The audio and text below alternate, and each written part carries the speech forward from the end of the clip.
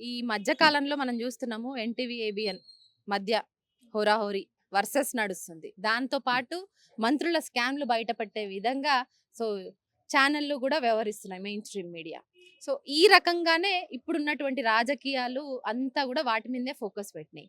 ఇప్పుడు మంత్రులు గావచ్చు, ముఖ్యమంత్రి గావచ్చు, వాళ్ళని మీరు ఎంచుకున్నప్పుడు ఒక అధికారం వాళ్ళ చేతిలో కట్టబెట్టినప్పుడు వాళ్ళు చేయాల్సిన పనేంటి? అసలు నిరుద్యోగుల విషయంలో ఎందుకు మాట్లాడలేకపోతుర్రు? ఒక నోటిఫికేషన్ విషయంలో ఎందుకు క్లారిటీ ఇవ్వలేకపోతుర్రు? ఫస్ట్ ఆఫ్ ఆల్ మా నిరుద్యోగ సమస్య బయట రాష్ట్రం మొత్తం తెలిసేసరికి మమ్మల్ని ఈ సమస్య బయట ఇంకా వైరల్ అయితే వాళ్ళెక్కడ వాళ్ళ గవర్నమెంట్ మీద అగెనిస్ట్‌గా వస్తదని ప్రజల నుంచి వ్యతిరేకత వస్తదని చెప్పి వాళ్ళు మా టాపిక్‌ని డైవర్ట్ చేయడానికి కొత్త టాపిక్‌ని తెర మీద తీసుకొచ్చిర్రు. నిజం చెప్పాలంటే కాంగ్రెస్ గవర్నమెంట్ ఏర్పడడానికి నిరుద్యోగులు చాలా కష్టపడ్డారు మేడం. నిజంగా యాక్టివ్ ఉన్నోళ్ళు ఒక్కొక్కరు ఒక వర్క్ తీసుకున్నారు. ఇప్పుడు బస్ యాత్రలు కొందరు వర్క్ తీసుకుంటే, నేను సిటీ నుంచి విలేజ్ అనే ఒక వర్క్ తీస్తున్నాను. అంటే మొత్తం సిటీలో ఉన్న ప్రతి స్టూడెంట్స్ విలేజ్‌కి వెళ్ళాలి. విలేజ్‌లో మొటిలై చేయాలి. చాలామందికి కాంగ్రెస్ మీద ప్రేమ పుట్టించి బీఆర్ఎస్‌కి వ్యతిరేకత చెప్పాలి. మనకు జరిగిన అన్యాయం గురించి చెప్పాలని చెప్పి ఒక్కొక్కరు అలా విధంగా చేసుకున్నాం. అదే రోజు ఇక్కడ రాహుల్ గాంధీ వచ్చిండు. రాహుల్ గాంధీ వచ్చినప్పుడు ఇక్కడున్న నేను దాదాపు 100 మందిని విద్యార్థులను తీసుకొని రాహుల్ గాంధీ ఇట్లనే అడిగాను. సార్ మీరు నిజంగా మమ్మల్ని నమ్ము నమ్మించి 2,00,000 ఇస్తారా? లేదా మోసం చేస్తారా? ఏదో ఒకటి చెప్పండంటే, నేను మీకు పెద్దన్న లాంటివాడిని. 2,00,000 కాదు కదా! మీరు ఏం అడిగినా ఇస్తాను. చివరికి మీ మీద ఈగ వాలినా డైరెక్ట్‌గా ఢిల్లీ రండి. అలా అలా చెప్పినప్పుడు నమ్మాలా? నమ్మకూడదా? నేను అప్పుడు కూడా అడిగాను. సార్ నిజంగా చెప్తున్నా. ఇదే అడిగాను. నిజంగా మిమ్మల్ని నమ్మొచ్చా? ఇంతమంది జీవితాలు మీ మీద ఆధారపడి ఉందంటే, నేను ఆ రోజు చాలా మీడియాలో పెద్ద పెద్ద మీడియాలు ఇలాగే మాట్లాడితే కొందరు, కొందరు లీడర్స్ నన్ను గల్లబట్టిర్రు. లైవ్‌గానే గల్లబట్టి వార్నింగ్ ఇచ్చి కొట్టిర్రు గూడా నిజం జెప్పాలి. కానీ ఏ రోజు నేను బయట చెప్పుకోలేదు. కావాలంటే మీడియా చూడండి ఫేస్ టు ఫేస్ ఉంటారు. రాహుల్ గాంధీ నాది వాయిస్ అన్నీ. Face to face. అంతగా చెప్పిన ఒక నేషనల్ లీడర్ ఇక్కడొచ్చి చెప్పినప్పుడు నమ్మాలా? నమ్మకూడదా? అంత పెద్ద లీడర్ మనకొచ్చిన కేటీఆర్‌ని బండబూతులు తిట్టాను. చూడండి మీరేమో ఐటీ హ్యాబ్‌లో అక్కడ దొంగలాగా మీటింగ్ పెట్టుకుంటే, నేషనల్ లీడర్ వచ్చి మా మధ్యలో టీ తాగి మీటింగ్ పెట్టినప్పుడు ఎవరిని లీడర్ అంటారు? మీరే ఆలోచించి ప్రజలని ఇలా చెప్పాను. అప్పుడు నమ్మాల్సొచ్చింది. ఇలా ఒక్కొక్కరు ఒక్కొక్క వర్క్ తీసుకున్నాం. అలా వర్క్ తీసుకొని ఈరోజు కాంగ్రెస్‌కి అధికారం తీసుకొస్తే, ఇగ చూడండి మమ్మల్ని ఎన్ని ఘోషాలు పెడతారు. అంటే ఘోషాలు చెప్పొద్దు గానీ, మాకు లేని బాధలు అనుకోకుండానే కళ్ళ నుంచి వాటర్ వస్తుంది మేడం. నిజం చెప్పండి. ఇదే రాహుల్ గాంధీ ఫుట్‌బాల్ ఆడడానికి వచ్చిండు గదా! మీకు అంతగానం అక్కడ టైం ఉన్నప్పుడు, పక్కనే మా లైబ్రరీ ఉంది గదా! పక్కన ఒక క్యాంపస్ ఉంది గదా! అక్కడ ఇలాగే మీటింగ్ పెట్టి ఏంటి మీ సమస్యలేంటి అడగొచ్చు గదా! పెద్దన్న అన్నావు గదా! పెద్దన్న అక్కడ పోనీ. కానీ చిన్నోడు, చిన్న తమ్ముడు మమ్మల్ని బండబూతులు తిట్టిస్తుండు. వాళ్ళ అధికారులతో కావచ్చు, రోడ్డు మీద వస్తే కేసులు పెట్టని బండబూతులు తిట్టిస్తుండు. ఇలాంటి సిట్యుయేషన్‌లో మమ్మల్ని ఏం చేయమంటారు మీరే అడగండి. చూడండి సీఎం సార్ గారు, నిజం చెప్తున్నా మీరు గ్రౌండ్‌లో యూనిఫార్మ్ ఏసుకున్నారు గదా! అదే యూనిఫార్మ్ కోసం ఒక గవర్నమెంట్ యూనిఫార్మ్ కోసం బయటకొచ్చి మాకా పోలీస్ డిపార్ట్‌మెంట్ యూనిఫార్మ్ కావచ్చు, లేదా వేరే యూనిఫార్మ్ కావచ్చు. మేము గూడా అదే యూనిఫార్మ్ కోసం గదా! మేము అడుగుతున్న నోటిఫికేషన్. మేమేం ఆస్తుపాస్తులు అడుగుతలేము గదా! కేవలం అడిగింది ఏంటి? మీరిచ్చిన హామీలు 2,00,000 గదా! 2,00,000 ఇస్తున్న నోటిఫికేషన్ వస్తే మా జీవితాలు బాగుపడతాయని తప్ప, మీరేం ఆస్తుపాస్తులు మేము అడగలేం గదా! జాబ్ క్యాలెండర్ విషయంలో వాళ్ళిచ్చినటువంటి మేనిఫెస్టోలో అంటే చట్టబద్ధమైనటువంటి జాబ్ క్యాలెండర్ కావాలని నెక్స్ట్ ఒకటి ఆహ్, ఉంటేనే నోటిఫికేషన్ రిలీజ్ జేయాలి. దాని ప్రకారం అనేది మీ డిమాండ్‌గా డిమాండ్. ఉండే. అది గూడా వాళ్ళు మేనిఫెస్టోలో మేనిఫెస్టో. పెట్టిందే. దాంతో పాటు ఎన్నడూ లేని విధంగా చరిత్రలో అశోక్ నగర్ చౌరస్తాలో ఎక్కడికక్కడ మిమ్మల్ని నిర్బంధించడం గావచ్చు, బయటికొచ్చినోళ్ళని లాఠీ చార్జ్‌లు గావచ్చు. అంటే గ్రూప్ 1 విషయంలోనేమో 29 జీవో రద్దు అంటే మీన్స్ ఎస్సీ, ఎస్టీ వాళ్ళు కొంత లో క్యాస్ట్ వాళ్ళంతా గూడా లాస్ అవుతుర్రు. అది మాకొద్దు అనేసి మీరనడం. గ్రూప్ 2 విషయంలో కొంత వాయిదాని అడిగిర్రు. అంతే గదా! అంతే. దీని విషయంలో పోలీసు వ్యవహరించినటువంటి తీరు మొన్న రీసెంట్‌గా మీరు నిరసన ర్యాలీలు చేస్తున్నప్పుడు మీ మీద కొంత పిడిగుద్దులు గావచ్చు, బూతులు మాట్లాడడం గావచ్చు. ఇవన్నిటిని ఎట్లా జూస్తావు అసలు? అసలు మేము అడిగింది కేవలం వాళ్ళు జెప్పిందే. అంటే ఎలక్షన్ ముంగట వాళ్ళే ఒక మేనిఫెస్టో తయారు చేసి, ఇగో మీకు ముందే చెప్పేస్తున్నాం. ఇది జాబ్ క్యాలెండర్. ఎట్లా ఉంటే యాజ్ ఇట్ ఈస్‌గా అసెంబ్లీలో మేము పెడతామన్నారు. అలాంటప్పుడు ఆ సిట్యుయేషన్‌లో ఎలాగో 10 ఇయర్స్ నుంచి బీఆర్ఎస్ ప్రభుత్వం మోసం చేస్తుంది కాబట్టి, ఇప్పుడు ఎలా అంటే చచ్చే ముందు తులసి నూలు ఇది గూడా తులసి నూలు పోస్తారు చూడు. ఇది తాగితే నీకు ప్రాణం మళ్ళీ లేచి వస్తదంటారు గదా! ఆ టైంలో మేము విసిగి ఉన్నాం కాబట్టి, నమ్మినాం కాంగ్రెస్ గవర్నమెంట్‌కి. అదే క్యాలెండర్‌లో అదేదైతే నోటిఫికేషన్ అదే అడిగాను. మళ్ళీ గ్రూప్ 1లో 29 ఒక జీవో ఉంది. అది ఎస్టీ, ఎస్సీని పైకి రాకుండా మొత్తం ఓపెన్‌లో అంటే ఓపెన్‌లో ఉండాలి. అందులో క్యాస్ట్ ఉండదు. కానీ వీళ్ళు ఓపెన్ ఉన్నా కేటగిరీలో ఉన్న ఒక 10% ఎస్టీ రిజర్వేషన్ ఉంటే అది 10 మెంబర్స్‌ని తీసుకోవాలి. ఓపెన్‌లో 10 వచ్చినా 10 కేటగిరీలో 10 వచ్చినా 10. దానివల్ల ఎస్టీ, ఎస్సీలు మొత్తం అన్యాయం అయిపోతాం మేము. ఇది దొంగ చట్టమే కదా వాళ్ళు చేసింది.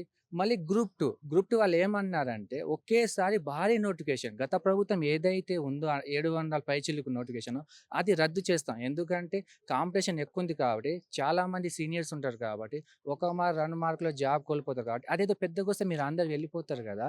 కాబట్టి మేము పెద్ద నోటిఫికేషన్ ఇస్తామన్నారు. మేమేమన్నామంటే అదే నోటిఫికేషన్ ఇస్తామన్నారు కదా! పోస్టులు పెంచి వాయిదా ఇవ్వండి అంటే పోస్టులు పెంచకుండా ఎగ్జాక్ట్‌లీ వాయిదా వేసి ఉన్నట్టు ఘోరంగా ఎలా మోసం చేస్తారంటే పార్కులో ఇద్దరు లవర్స్ కూర్చొని మాట్లాడతా చూడు అన్నీ నమ్మిస్తారు. తీరా చూస్తే ఎవరెవరు పెళ్లి చేసుకోరు. అలా చేసిర్రు మన కాంగ్రెస్ గవర్నమెంట్. అసలు ఎలా నమ్మినామో మాకు కూడా తెలియదు కానీ నమ్మిన తర్వాత ఘోరంగా అంటే అసలు చెప్పని విధంగా మోసం చేసి ప్రతి విధంగా అందుకే మేమేమో నోటిఫికేషన్ కావాలి మీరు చెప్పిన జాబ్ క్యాలెండర్ కావాలని అడిగితే ఇప్పుడు మేర్పు ధర్నాలని కొద్దిగా రోడ్డు మీద పోతే ఎక్కడక్కడ క్లోజ్ చేస్తారు. బయటకు రాకుండా క్లోజ్ చేస్తారు. మరి కానీ ఏంటి? మంత్రులు, ముఖ్యమంత్రులు గూడా అంటున్నారు. 50,000 మీరేమో ఉద్యోగాలు లేవు, నోటిఫికేషన్ లేవని మీరంటున్నారు. ఆళ్ళేమో సభలు, సమీక్షలు, పెద్ద పెద్ద మీటింగ్స్‌లల్లో ప్రొఫెషనల్ మీటింగ్స్‌లల్లో అంటే అధికార మీటింగ్స్‌లల్లో చెప్పుకుంటున్నారు. 50,000, 60,000, 80,000 ఒక్కొక్కరు ఒక్కొక్క రీతిలో. ఈవెన్ సీఎం రేవంత్ రెడ్డి గూడా చెప్పిండు మీకు ఉద్యోగాలు ఇచ్చినామని.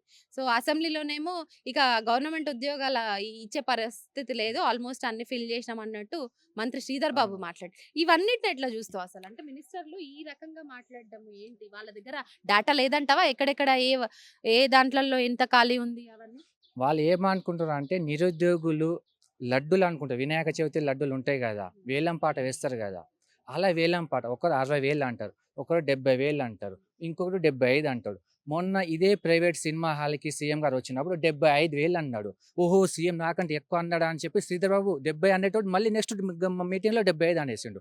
మళ్ళీ ఇదే సీఎం మొన్న అపాయింట్‌మెంట్ లెటర్ ఇచ్చిన గ్రూప్ 3 వరకు 70 అన్నారు. సో, నేనేం తక్కువ తిన్నట అన్నట్టు నాకేం తెలియదు అన్నట్టు పొన్నం ప్రభాకర్ 1,00,000 పైచిలుకు ఇచ్చాము. ఎందుకంటే లిక్కర్ నోటిఫికేషన్‌కి, జాబ్ నోటిఫికేషన్ తెలియదు. లిక్కర్ నోటిఫికేషన్ ఒకటి వచ్చింది కదా! అది కూడా పొన్నం ప్రభాకర్ లిక్కర్ నోటిఫికేషన్‌కి కూడా జాబ్ నోటిఫికేషన్ అనుకోని మేమేం 1,00,000 ఇచ్చామన్నాడు. ఇది అసలు ఎలా అంటే మీకంటూ ఏం లేదా? తెలంగాణలో పుట్టిన చిన్న పిల్లల నుంచి పెద్దవాడి దగ్గర రోషం అనేది ఎక్కువుంటది. ఎందుకంటే మనం తినేది ఉప్పు, కారం ఎక్కువుంటది. అవతల శత్రువుడైనా సరే మనకంటే వాడు రూ. 10 ఖర్చుకుంటే మనం అప్పు చేసినా సరే వాడికంటే రూ. 100 ఖర్చు పెడతామా లేదా? రూ. 100 ఖర్చు పెడతాం. అలాంటప్పుడు నోటిఫికేషన్ గత ప్రభుత్వం మీకంటే ఎన్ని ఇచ్చిందో మీకు దగ్గర ఒక డేటా ఉంది కదా! వాళ్ళకంటే ఒక్క నోటిఫికేషన్ ఎక్కువ ఇచ్చి, వాళ్ళకంటే ఒక్క నోటిఫికేషన్ ఒక్క పోస్ట్ ఎక్కువ ఇచ్చి, మీకంటే మేము ఎక్కువ ఇచ్చామా అని రోషం చూపెట్టాలా అలా? లేదా ఎవరికో నాటిన విత్తనం అనుకో ఇగ.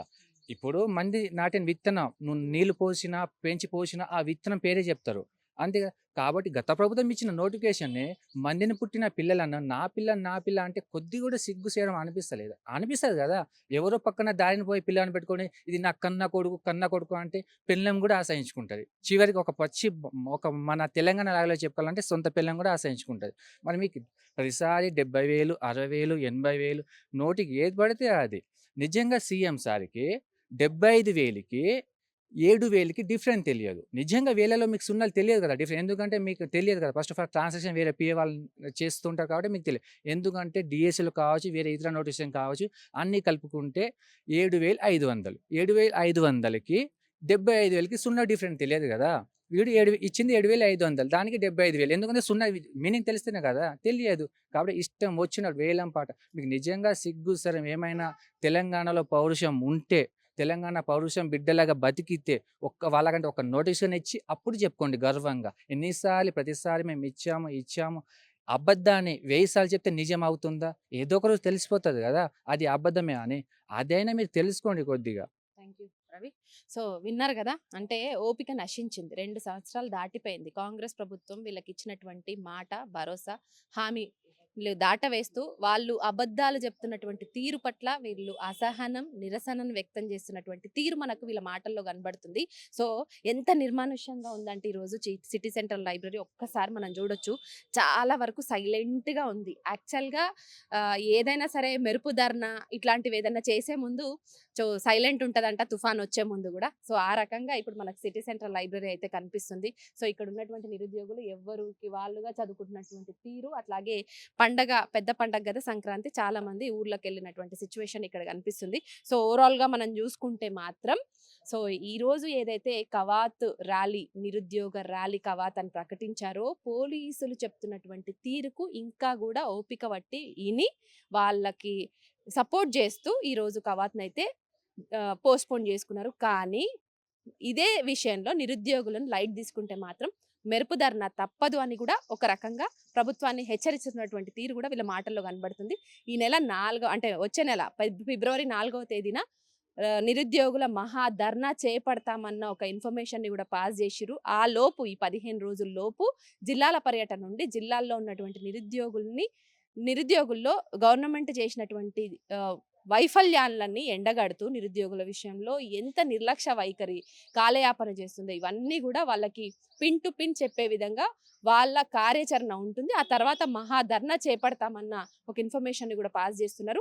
సో మొత్తానికైతే తెలంగాణ ఉద్యమంలో కీలక పాత్ర పోషించినటువంటి నిరుద్యోగుల్ని లైట్ తీసుకోవద్దు. నియామకాల విషయంలో ఏర్పడినటువంటి తెలంగాణలో నిరుద్యోగులకు ఇస్తామన్న హామీలు, భరోసా పట్ల ప్రభుత్వం కట్టుబడి ఉండాలనేసి కూడా హెచ్చరిస్తున్నారు నిరుద్యోగులు, నిరుద్యోగ నాయకులు. కెమెరా పర్సన్ ఉమేష్‌తో హరిత, తెలంగాణ ఫోకస్.